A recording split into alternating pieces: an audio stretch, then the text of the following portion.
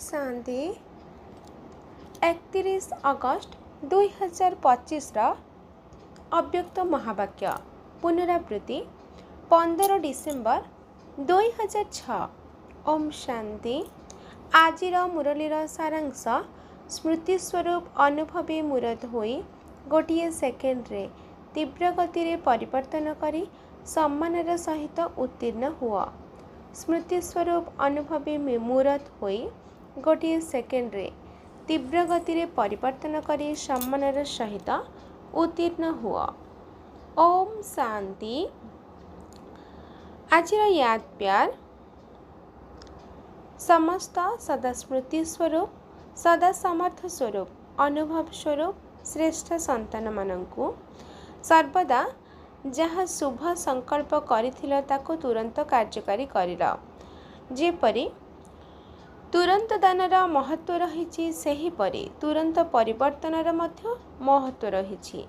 तेबे एही भଳି तुरंत परिवर्तन करुथिबा विश्व परिवर्तन पिलामानंकु सर्वदा परमात्मा पालना परमात्मा स्नेह परमात्मा पाठ पढ़ा एवं परमात्मा श्रीमत को प्रत्येक कर्म रे कार्यकारी करुथिबा महावीर पिलामानंकु सर्वदा साहस एकाग्रता एवं एकता द्वारा नंबर 1 तीव्र पुरुषार्थ करुथिबा पिलामानंकु बाप दादांकर दिल स्नेह संपन्न शुभेच्छा दिल आशीर्वाद एवं नमस्ते। सदा स्मृति स्वरूप समर्थ स्वरूप एवं अनुभव स्वरूप बनाउथिबा बाप दादांकु याद प्यार नमस्ते नमस्ते नमस्ते। शुक्रिया बाबा शुक्रिया। ओम शांति। दादी मानक सहित समस्ते बहुत भल पाठ करुछ। बाप दादा समस्तंकर पाठ को देखि खुशी होउछंती।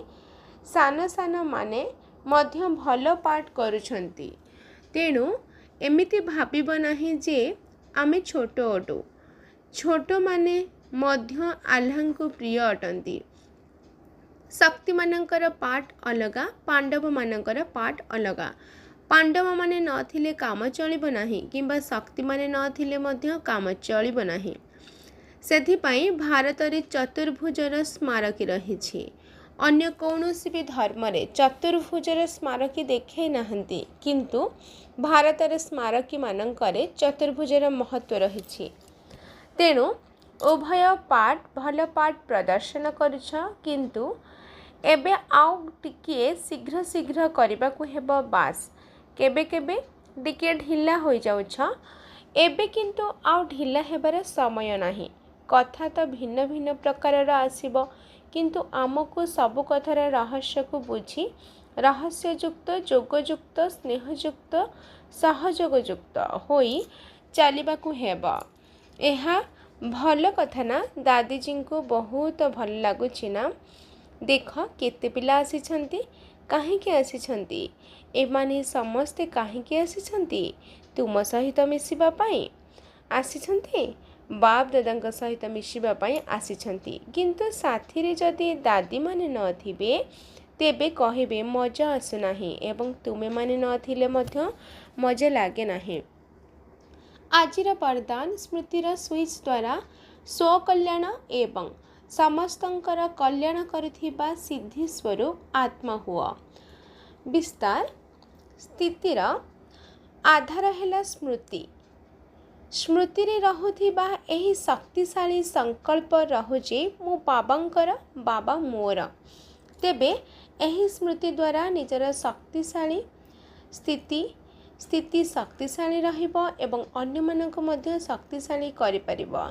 जेपरि स्विच ऑन करिबा द्वारा चारिआड आलोकित होई जाए सेही परे एही स्मृति मध्य एक स्विच भली अटे। सर्वदा स्मृति रूपी स्विच प्रति ध्यान देबा सर्वदा स्मृति रूपी स्विच प्रति ध्यान देबा द्वारा निजर एवं समस्तंकर कल्याण करि चलिबो। जेहेतु नुआ जन्म पाइछ तेणु स्मृति गुड़िक मध्य नुआ हेबा दरकार।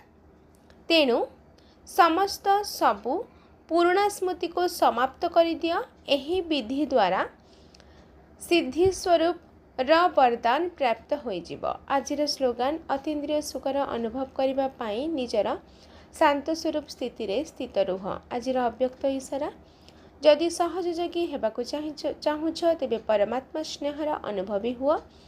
बाप दादा पिलामानंकर प्रेमर बंधन रे बांधी होइछंती। सेथिरो बाहरी जिबा पाई चाहिले मध्य बाहरी परिबे नाही।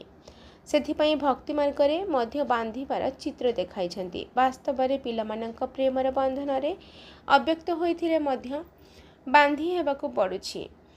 व्यक्ति थिबा बेले मुकुलिबा पाई चाहिले मध्य मुकुली परिबे नाही, कारण एही प्रेमर राशि बहुत मजबूत अटे। तेनु एही भले प्रेम स्वरूप होई परस्पर को प्रेम राशि रे बांधी निकट संबंधर बा आपणर पणियर अनुभूति कराओ। अच्छा, ओम शांति।